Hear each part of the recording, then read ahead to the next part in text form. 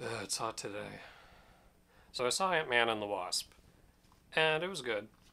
I mean, I like the first one. I mean, I even bought the 3D Blu-ray, and I don't even have a 3D TV player set, TV set. I just like this box art.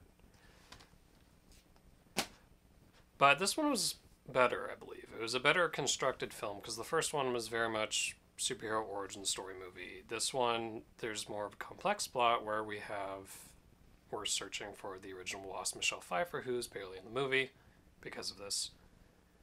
And they've built this machine that makes you super, super small, and it's in the building, and it's in the lab that they can also make small, which thus makes it easy to be stolen. So we have our main heroes trying to build it.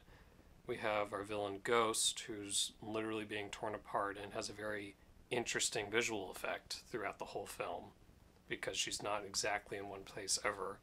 And then we have these black market guys who are like, hey, we can access quantum energy to do a whole bunch of things. That's going to be a lot of money. So we have like this three-way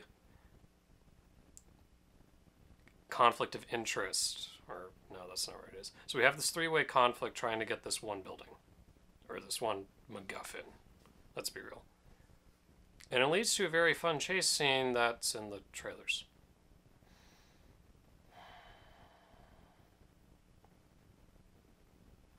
Anyway, so the thing I really wanted to talk about, though, is this film could have been. I mean, this film's good, but it could have been, like, really good. Because as anyone who's sort of familiar with the comics, Hank Pym is kind of a huge dick at one point. Now, in the movies, he's portrayed as being a huge dick. So I thought that maybe they might go the route in the comics where he straight up beats his wife at some point. Now, I'm not saying we should have beloved actor Michael Douglas like physically attacked another beloved actor, Michelle Pfeiffer, but I mean, these movies are for kids after all. But if they were to like make their relationship some form of abusive, whether emotionally or it's just not exactly like a really good place to be in,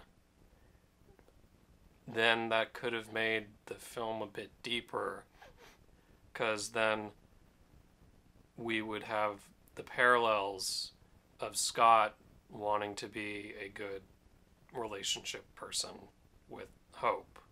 And so the movie Ant-Man and the Wasp would be about the broken relationship of the original Ant-Man and the Wasp and the burgeoning one of the new Ant-Man and the Wasp.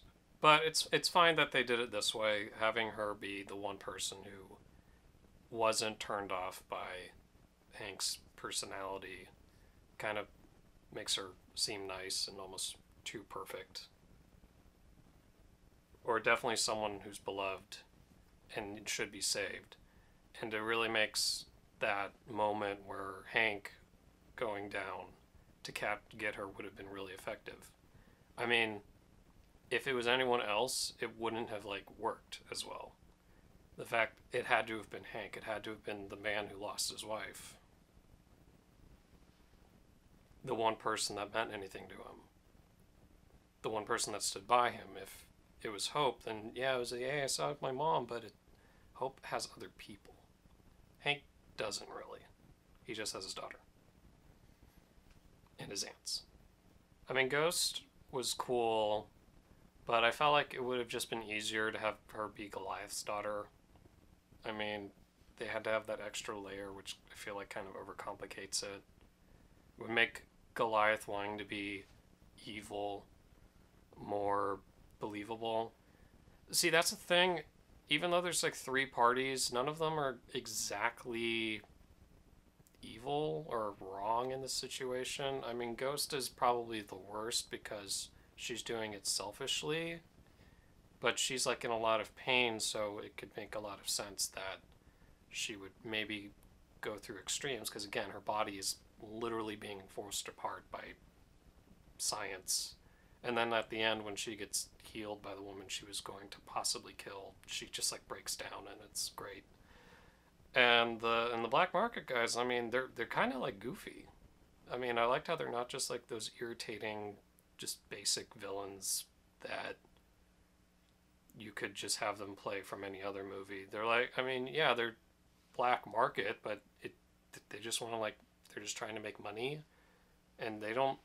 And if the energy, and hey, they might be selling to people who want to use it as some kind of energy resource for. Yeah, it's probably gonna be weapons. They're probably gonna turn weapons, but they're definitely, I guess, the B villains, which is why our B team heroes take them down. That's a good way to utilize your side characters. I mean, also having people that get shrunk fighting a person who can turn invisible and become incorporeal. Incorporeal? Incorporeal? That's a lot more interesting than just a guy who can shrink fighting another guy who can shrink. A lesson that Black Panther didn't learn. So I guess of the 3 Marvel movies this year, not including Deadpool, because that's Fox, that's someone else, I guess it would be... I guess I'd put Ant-Man and the Wasp in the middle, with Infinity War at the top and Black Panther at the bottom. Not because Black Panther's bad, it's just I found it very predictable. And there was some clumsy writing with the whole third act and the pretending that he's dead and the magic flower ceremony scene like thrice in the same movie.